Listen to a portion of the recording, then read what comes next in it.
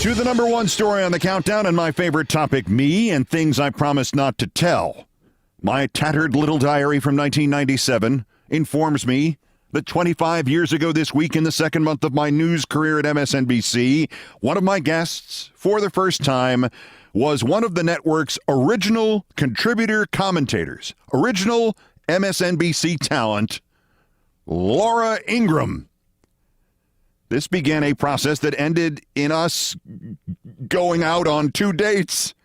And something she told me on the first of these dates has resonated with me literally every month since and is relevant to politics today.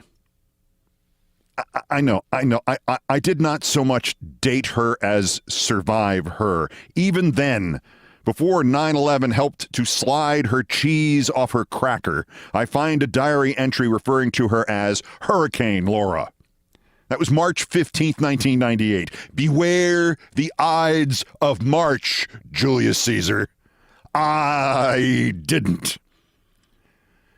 Honestly, and God help me, nearly 48 years of dating, I have not been a kiss and teller. I have dated, I don't know, dozens, a couple of hundred actually. 13 seriously.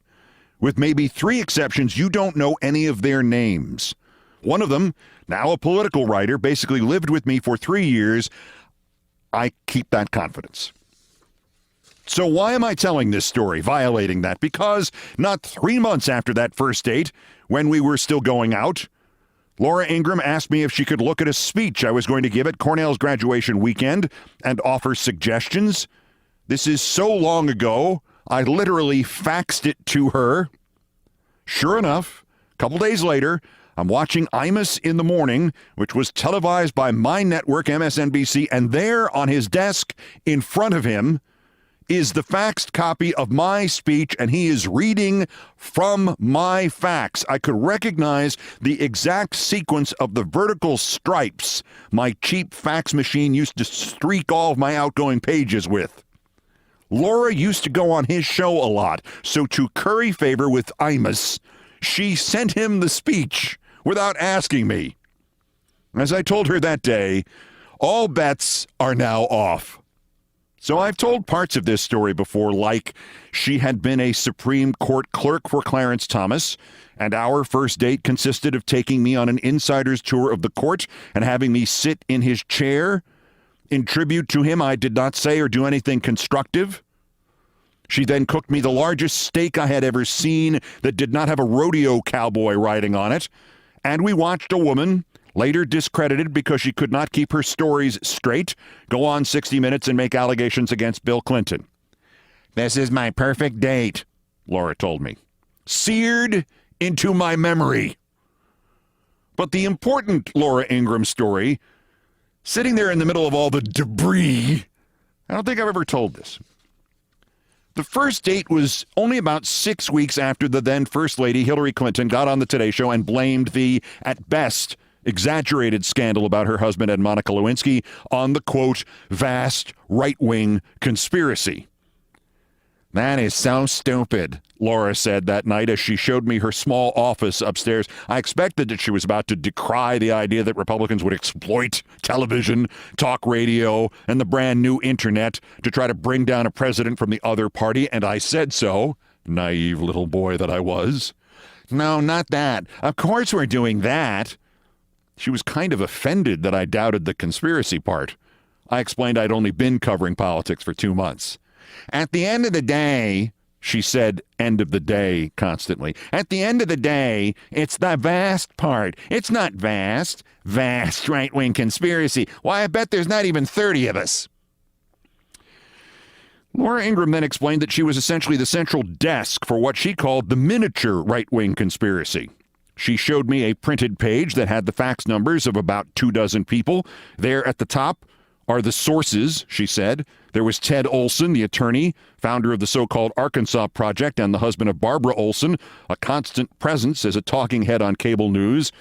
She later died on 9/11. Everybody liked her. There were several numbers in the office of independent counsel Ken Starr. One of them read B. Kavanaugh. I said, who's that? She said, nobody important. The only other name I remember was Spencer Abraham, who then was a senator from Michigan. She said they, including the people in Ken Starr's office, sent her all the rumors, the ideas, stuff about Clinton, stuff they made up, and she distributed them to the other parts of the list. That's these numbers. One number was marked Hannity Radio, another Hannity TV, O'Reilly Radio, O'Reilly TV. There was one for Limbaugh. There was one marked Justice Thomas, and I pointed to it. He likes to stay informed. Now, maybe the most important name's not on that list. That's Matt Drudge. She said Matt Drudge used all of her stuff, but he didn't want any of it to be traceable. Very big on not traceable. So I never fax it to him, she said. I just give it to my brother. This is when she still liked her brother. He sees Drudge all the time. He gives the stuff to Drudge. Now, over here is my baseball collection. See, there were reasons to go out with her. At the time, I could think only of an old cartoon I had once seen. It was an octopus working in the post office, using all 8 of its limbs to sort the mail. But every couple of weeks it dawns on me afresh that I was actually a witness to one of the earliest configurations of the machinery. And there is no doubt today whether it is vast or miniature. It's vast. The machinery that links the right-wing politicians and those who are supposed to be above the fray, like Supreme Court justices and special prosecutors and people like that there, with the right-wing publicity outlets that pretend to be news organizations like Fox and Drudge and OAN and Newsmax, and the ones that don't even pretend, like those who succeeded Limbaugh. This machine is, in fact, everything that your typical paranoid, conservative, Republican, fascist, Trumpist thinks is being run by George Soros or Bill Gates or Dr. Fauci or me. You want to be able to say there are reports or accusations about some Democrat or liberal figure or celebrity? Well, somebody puts a rumor in at one end of the machinery, or somebody makes up a rumor at one end of the machinery. It is then sent to dozens of other people. They repeat it. Voila. Suddenly there are reports. The reports then get fed back to Fox News or Breitbart or the Wall Street Journal or the Supreme Court, or they're just tweeted by 1,000 bots simultaneously.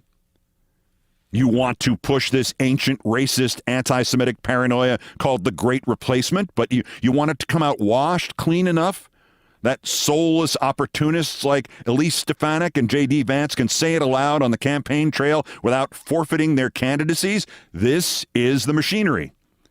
And I saw the machinery when it was just a list of 20 and 30 people. And at that moment, I barely recognized the importance of what I saw. Then again, I was still on that night recovering from not just the giant steak, but something far more visceral. Earlier that day, as we were leaving the Supreme Court, Laura Ingraham had boasted about getting even with an ex-boyfriend by going back into what had been their house and putting up exact copies of all the photos of the two of them together that he had taken down from his walls. And when he got smart and changed the locks, she went back again to finish the job, found her key didn't work, so, naturally, as you would, she stuffed his garden hose through the mail slot of his front door and turned on the outdoor spigot. $10,000 worth of hardwood floors ruined, she said proudly. And part of me screamed, flee. Flee now. I didn't flee. Later, as I tried to sleep, 2 noises kept me awake. Snoring, not my own, and Laura's dog. Laura's dog kept talking in his sleep. I mean, almost in syllables.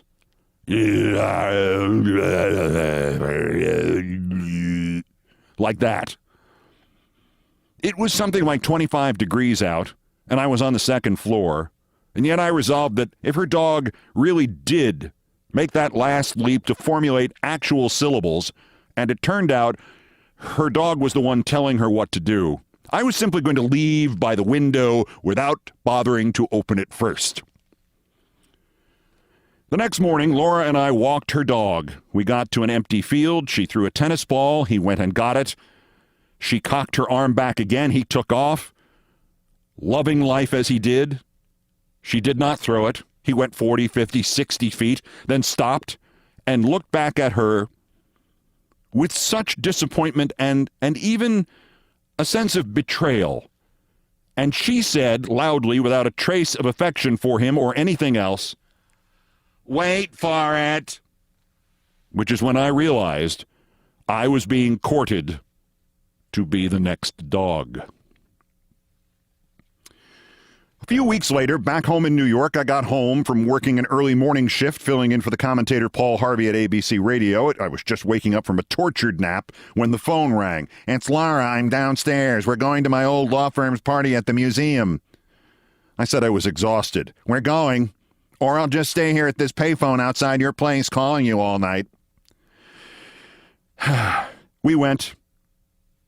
The next opportunity probably was going to be me on the wrong end of a hostage drama. Turned out she was not invited to her party. "We're crashing it. I'm going to drink heavily." Frankly, it was a great party. I got to meet Hillary Clinton's mother and her brother. And if you think the fascists are completely sincere about everything, even their neuroses and their paranoia, no, Laura Ingraham hugged Hillary Clinton's mother and Hillary Clinton's brother. They seemed to be friends. Later, we wound up meeting friends of her in the Oak Bar at the Plaza Hotel, where she kept drinking. I was astonished. After about her sixth Cosmopolitan, on top of everything she'd had at the party, she began to droop, her head nodding like a bobblehead doll. Her friend said, "Okay, that's it. We'll take care of the check. You take care of her." She had not gotten a hotel room or anything. And if you've ever heard of anybody who needed to be poured into a cab because they were so drunk, you don't really know what that means until you have to pour them into a cab.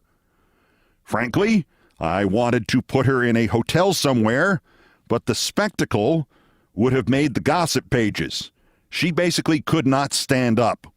So I took her to my apartment, put her into my bed, and I went and slept on the couch at the far end of the apartment, which is where I was hours later in the morning when she woke me up because she came parading through using my phone to call my assistant to get a car sent to my address to take her to the airport and to make sure that everybody in my office knew she had stayed overnight at my apartment. And all I kept thinking was, why didn't I follow my instincts? My instincts said flee. I fleed not. Of course, if I had fled, I would have missed seeing the telephone tree of the miniature right-wing conspiracy, wouldn't I?